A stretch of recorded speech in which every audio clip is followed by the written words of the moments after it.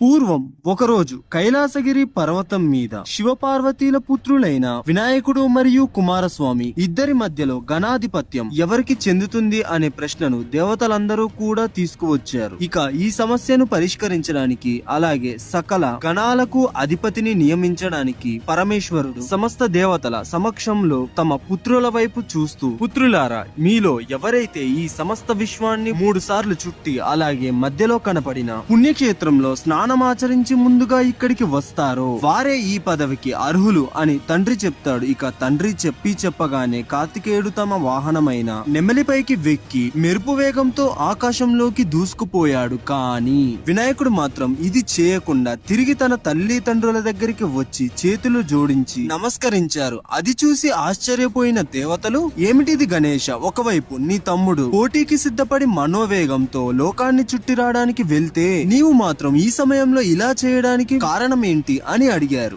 అప్పుడు వారితో వినాయకుడు, ఎవరైతే తమ తల్లిదండ్రులను దైవంగా భావిస్తారో వారికి సమస్త సృష్టి వారిలోనే కనిపిస్తుంది. వారి చుట్టూ చేసే ప్రదక్షిణలు ఈ సమస్త భూమండలాన్నంతా కూడా చుట్టి ప్రదక్షిణలు చేసేదానికి వచ్చే పుణ్యం కంటే తక్కువేమీ కాదు అని చెప్పాడు. అలాగా శివపార్వతుల చుట్టూ 3 సార్లు ప్రదక్షిణలు చేసుకుంటూ కైలాసంలోనే ఉండిపోయాడు. ఇక మరోవైపు కార్తికేయుడు విశ్వాన్నంతా చుడుతూ 3,50,000 నదులనైతే సందర్శించాడు. అయితే ఏ నది దగ్గరికి వెళ్ళినా కూడా వినాయకుడు ముందుగానే ఆ నదిలో స్నానం చేసి ఎదురుగా వస్తున్నట్టు కనిపించాడు. ఇక ఇదంతా చూసి కార్తికేయుడు ఎంతగానో ఆశ్చర్యపోయాడు. అయినా కూడా తన పట్టు విడవకుండా అత్యంత వేగంగా విశ్వాన్ని 3 సార్లు చుట్టి తిరిగి కైలాసానికైతే చేరుకున్నారు. అయితే కుమారస్వామి తిరిగి వచ్చేసరికి కైలాసగిరి మొత్తం కూడా పండుగ వాతావరణం అలుముకుంది. ఒకవైపు వినాయకుణ్ణి విజేతగా నిర్ణయించి కైలాసగిరికి అంటే సకల గణాలకు అధిపతిగా నియమించారు. మరోవైపు కార్తికేయుడికి ఇదంతా చూసి ఎంతో ఆశ్చర్యంగా అనిపించింది. వినాయకుడు తన తల్లిదండ్రులనే ఈ సృష్టిగా భావించి వారి చుట్టూ ప్రదక్షిణలు చేసి పుణ్యాన్ని పొంది గణాధిపతిగా నెలకొన్నాడు అని తెలుసుకొని తన అహాన్ని అణిచివేసుకున్నాడు కుమారస్వామి. ఇక తన అన్న గణాధిపత్యం దక్కించుకొని విజేత అయినందుకు ఎంతగానో ఆనందపడ్డారు కుమారస్వామి. ఇక తమపై ఎంతో భక్తి శ్రద్ధలను చూపించిన వినాయకుణ్ణి చూసి తన తండ్రి అయిన పరమశివుడు తనని దగ్గరికి తీసుకొని, పుత్ర, ఇప్పటి నుంచి ప్రజలు ఏ వ్రతం చేసినా ఏ పూజ చేసినా అందులోని మొదటి పూజ నీకే దక్కుతుంది. అలాగా మొదట నిన్ను ప్రార్థించి చేసిన ఏ పూజలో అయినా సకల విఘ్నాలు తొలగి ఆ కార్యం సంపూర్ణం అవుతుంది అని ఆశీర్వదించాడు. ఆ విధంగా భాద్రపద శుద్ధ చవితి నాడు వినాయకుడు విఘ్నేశ్వరుడు అయ్యాడు. ఇక ఆ రోజు అన్ని దేశాల్లోని దేవతలందరూ కూడా వినాయకుడికి పూలు, పాలు, ఉండ్రాళ్ళు, రకరకాల వంటలను సమర్పించారు. ఇక వినాయకుడు ఆ ఆహారాన్నంతా సేవించి కొంత తన వాహనమైన మూషికానికి పెట్టి సూర్యాస్తమయం అయ్యే సమయానికి కైలాసానికి చేరుకున్నాడు. అయితే ఎప్పటిలాగే తల్లిదండ్రుల చరణాలకు నమస్కరిద్దామని కిందకి వంగాడు. అప్పుడు అది తన వల్ల కాలేదు. ఎంత ప్రయత్నించినా కూడా పొట్ట వంగడం లేదు, చేతులు నేలని తాకడం లేదు. అలా విఘ్నేశ్వరుడు పడుతున్న అవస్థ చూసి శివుడి తలపైనున్న చంద్రుడు పకపకా నవ్వాడు. అలాగా చంద్రుడి చూపు సోకి వినాయకుడి పొట్ట పగిలి పొట్ట లోపల ఉన్న ఆహారమంతా కూడా బయటపడింది. అది చూసిన పార్వతీదేవి తీవ్ర దుఃఖానికి లోనై చంద్రుడి వైపు చూసి, ఓరి పాపాత్ముడా, నీ చూపు తగిలి నా కొడుకు మరణించాడు కాబట్టి నిన్ను చూసిన వాళ్ళు పాపాత్ములై నీలాపనిందలు పొందుతారు అని శపించింది. ఇక సర్వజ్ఞుడైన విష్ణుమూర్తికి ఈ విషయం తెలిసి అక్కడికి వెంటనే ప్రత్యక్షమవుతాడు. వినాయకుడిని తిరిగి బ్రతికించి వినాయకుడికి అమరత్వాన్ని ప్రసాదిస్తాడు. ఇంతలో దేవతలందరూ అక్కడికి పరుగు పరుగునా వచ్చి పార్వతీదేవిని స్తుతిస్తూ, అమ్మ, నీవిచ్చిన శాపాన్ని దయచేసి వెనక్కి తీసుకోండి, మీరిచ్చిన శాపం లోకానికి ముప్పు అని ప్రాధేయపడ్డారు. దానికి పార్వతీదేవి శాంతించి, కానీ ఏ రోజైతే చంద్రుడు నా కుమారుణ్ణి చూసి నవ్వాడో ఆ ఒక్కరోజు ఈ శాపం ఫలిస్తుంది అని శాప ఉపశమనం కలిగించింది. ఆ రోజు భాద్రపద శుద్ధ చతుర్థి. అలా కాలం గడిచి ద్వాపరయుగం వచ్చింది. నారదుడు లోకాలన్నీ సందర్శిస్తూ శ్రీకృష్ణుడి దగ్గరకు వచ్చారు. విఘ్నేశ్వరుడి శాపం గురించి గుర్తు చేసి, ఆ శాపం తగిలిన వినాయక చవితి ఈ రోజే అని చెప్పి నేను త్వరగా వెళ్ళాలి అని తిరిగి స్వర్గానికి వెళ్లిపోయాడు. అది విన్న శ్రీకృష్ణుడు ఈ రోజు చంద్రుణ్ణి చూడొద్దని ప్రజలందరినీ ఆజ్ఞాపిస్తాడు. అయితే పాల మీద ఉన్న మక్కువతో సాయంకాలం అంతఃపురం నుంచి బయటకు వచ్చి చంద్రుణ్ణి చూడకుండా ఆవు దగ్గరికి తనే స్వయంగా వెళ్లి ఆవు పాలను పితుకుతుండగా ఆ పాలల్లో చంద్రుడి యొక్క ప్రతిబింబం కనిపించింది. అది చూసిన శ్రీకృష్ణుడు హతవిధి, నేనేమి నీలాపనిందలు పడాలో అని చింతించాడు. ఆ తర్వాత కొంతకాలానికి సత్రాజిత్తు శ్రీకృష్ణుడి దర్శనానికే వచ్చాడు. అతడు సూర్యుడికి తపస్సు చేసి శమంతకం అనే ఒక మణిని వరంగా పొందాడు. ఆ మణి రోజుకి 8 బారవుల బంగారాన్ని ఇస్తుంది. అంతేకాకుండా ఆ మణి ఉన్న చోట ఎటువంటి కరువు కాని రోగాలు కాని ఉండవు. అయితే ఆ శమంతక మణిని చూసి ముచ్చటపడిన శ్రీకృష్ణుడు ఆ మణిని తనకి ఇవ్వమని సత్రాజిత్తునైతే ప్రాధేయపడ్డాడు. దానికి సత్రాజిత్తు ఒప్పుకోలేదు. ఇక శ్రీకృష్ణుడు మళ్ళీ దాని గురించి మాట్లాడకుండా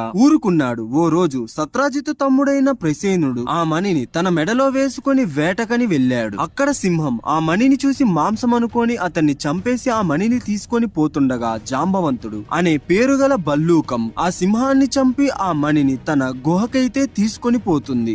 అలాగ తీసుకువెళ్లిన ఆ మణిని తన కూతురికి ఆట వస్తువుగా ఇస్తుంది. ఆ విషయం తెలిసిన సత్రాజిత్తు నన్ను మణి అడిగితే ఇవ్వలేదని నా తమ్ముణ్ణి చంపి ఆ మణిని కాజేశాడు శ్రీకృష్ణుడు అని లోకమంతా చాటింపు వేశాడు. ఇక ఈ విషయం తెలిసిన శ్రీకృష్ణుడు తను అనుకున్నట్లుగానే తన మీద నీలాపనిందలు పడడంతో ఎలాగైనా ఈ విషయాన్ని రూపుమాపు చేయాలని చెప్పి సపరివార సమేతంగా అడవిలోకి వెళ్లి ఆ మణిని వెతకడం మొదలు పెట్టారు. తన కంటికి ప్రసేనుడి యొక్క శవం, సింహం మరియు బల్లూకం యొక్క అడుగుజాడలు కనిపించాయి. ఆ అడుగుజాడలను వెంబడించి వెళ్ళగా శ్రీకృష్ణుడు ఒక గుహ దగ్గరికి చేరుకున్నాడు. ఆ గుహలోకి వెళ్ళగానే శ్రీకృష్ణుడు ఆశ్చర్యపోయాడు. శ్రీకృష్ణుడి యొక్క కళ్ళకి అక్కడ ఉయ్యాలకి కట్టబడి ఉన్న ఒక శమంతక మణి కనిపించింది. వెంటనే ఆ ఉయ్యాల దగ్గరికి వెళ్లి కట్టబడి ఉన్న ఆ మణిని తీసుకుని తిరిగి వెళ్తున్న శ్రీకృష్ణుడిని చూసి ఎవరో వింత మనిషి వచ్చారని జాంబవతి కేకలు వేసింది. ఆ కేకలు విన్న జాంబవంతుడు కోపంతో అక్కడికి వచ్చి శ్రీకృష్ణుడితో యుద్ధానికి దిగాడు. ఇక వారిద్దరి మధ్యలో 28 రోజుల పాటు హోరాహోరీగా యుద్ధం జరిగింది. ఇక రాను రాను జాంబవంతుడి యొక్క శక్తి క్షీణించడం మొదలైంది. ఇక అది గమనించిన జాంబవంతుడికి తాను యుద్ధం చేస్తుంది ఎవరితోనో కాదు, త్రేతాయుగంలో రావణాసుర్ని అంతం చేసిన తన ప్రభు అయిన శ్రీరాముడితో అని. ఇక తన చేతుల్ని జోడించి కృష్ణుడికి నమస్కరించి దేవాది దేవా నన్ను క్షమించండి. ఆ జన్మలో నాకు అహంకారంతో మిమ్మల్ని కోరుకోమంటే నేను మీతో యుద్ధాన్ని కోరుకున్నాను. అయితే ఈ విధంగా అది జరగడం నాకు ఇష్టం లేదు. మీరు ఆ కోరిక ముందు ముందు తీరుతుంది అన్నారు. ఆ యుగం నుంచి ఈ యుగం వరకు మీ రాకకై ఎదురు చూస్తూ ఉన్నాను. అలా నా ఇంటికి వచ్చి నా కోరికను నెరవేర్చారు. ధన్యుడను స్వామి. నా శక్తి క్షీణిస్తుంది, నా మరణం దగ్గరికి వస్తుంది. నా తప్పుని క్షమించి నన్ను కాపాడండి ప్రభు అని ప్రార్థించాడు. అప్పుడు శ్రీకృష్ణుడు జాలితో తన చేతితో జాంబవంతుడి గాయపడిన శరీరాన్ని మొత్తాన్ని తన చేతితో నిమిరి తన గాయాల్ని మటుమాయం చేశాడు. ఆ తరువాత జాంబవంత శమంతకమణిని అపహరించానని నా మీద నిందపడింది. ఆ నింద పోగొట్టుకోవాలంటే నాకు ఈ మణి కావాలి. కాబట్టి నీవు ఈ మణిని నాకు ఇస్తే నేను తిరిగి వెళ్ళొస్తాను అని అంటాడు. అప్పుడు అది విన్న జాంబవంతుడు ఎంతో సంతోషించి ఆ మణితో పాటు తన కూతురైన జాంబవతిని కూడా ఆ శ్రీకృష్ణుడికైతే ఇచ్చాడు. ఇక శ్రీకృష్ణుడు జాంబవతిని మరియు శమంతకమణితో పాటు తన కుటుంబ సమేతంగా సత్రాజిత్ దగ్గరికైతే వెళ్ళాడు. అందరి సమక్షంలో జరిగిన విషయాన్నంతా కూడా చెప్పాడు. ఇక అది విన్న సత్రాజిత్తు ఎంతో బాధతో లేనిపోని నిందలను శ్రీకృష్ణుడిపై వేసినందుకు గాను క్షమాపణ చెప్పి తను చేసిన తప్పుకు గాను పరిహారంగా తన కుమార్తె అయిన సత్యభామని మరియు శమంతకమణిని కానుకగా శ్రీకృష్ణుడికే ఇచ్చేశాడు. అయితే శ్రీకృష్ణుడు సత్యభామని స్వీకరించి